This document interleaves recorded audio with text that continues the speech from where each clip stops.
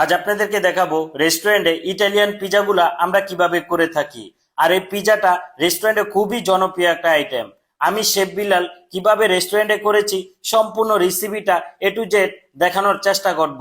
ভিডিওটা না টেনে সম্পূর্ণ রেসিপিটা দেখার চেষ্টা করেন, তাহলে সম্পূর্ণ রেসিপিটা আপনিই শিখতে পারবেন। আমার এখানে 1 কেজি পরিমাণ খামির দিয়ে দিব।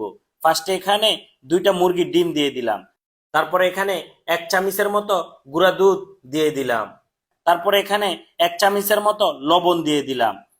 তারপরে এখানে 3 টেবিল চামচের মতো চিনি দিয়ে দিলাম। এখন দিয়ে দিব 1 টেবিল চামচের মতো ইস্ট। ইস্ট যদি নতুন হয়ে থাকে তাহলে একটু কম দেওয়ার চেষ্টা করবেন, আর যদি ইস্টটা পুরান হয়ে থাকে তাহলে একটু বেশি দেওয়ার চেষ্টা করবেন। এখন আমি 250 গ্রামের মতো লিকুইড দুধ দিয়ে দিলাম, আর 250 গ্রামের মতো পানি দিয়ে দিলাম। টোটাল এখানে হাফ কেজি আমি ব্যবহার করেছি।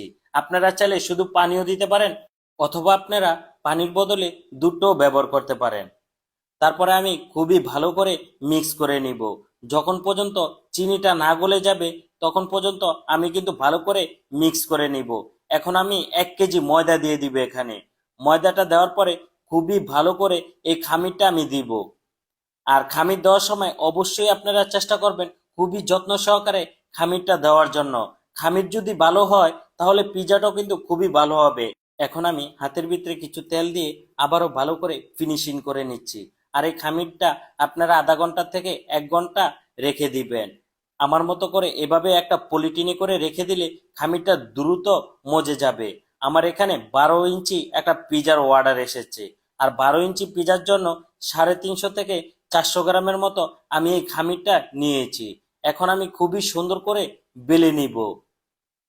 আপনারা যখন পিজার রুটিটা বেলে নেবেন খুবই সুন্দর করে বেলে নেবেন, যাতে চারের সাইড একেবারে সুন্দর মতো গোল হয়, তাহলে পিজাটা দেখতেও খুবই ভালো দেওয়া যাবে।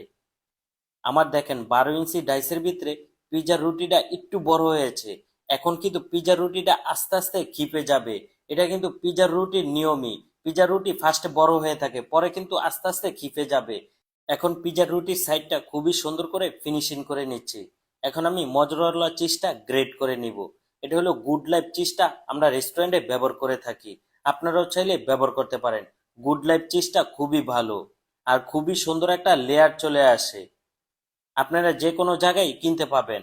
এখন আমি একটু ছিদ্র করে নিচ্ছি রুটিটা। আর রুটিটা এভাবে করে আপনারা চাইলে কাঁটা চামচ দিয়েও ছিদ্র করে নিতে পারেন। এখন আমি চিলি সস দিয়ে দিলাম। আর এই সসটা দিচ্ছি, এই সসটা কিন্তু হাতে বানানো। আর এই হাতে বানানো সসটা আমি কিভাবে করেছি নেক্সট টাইমে কিন্তু আমি শেফ বিলাল আপনাদেরকে ভিডিও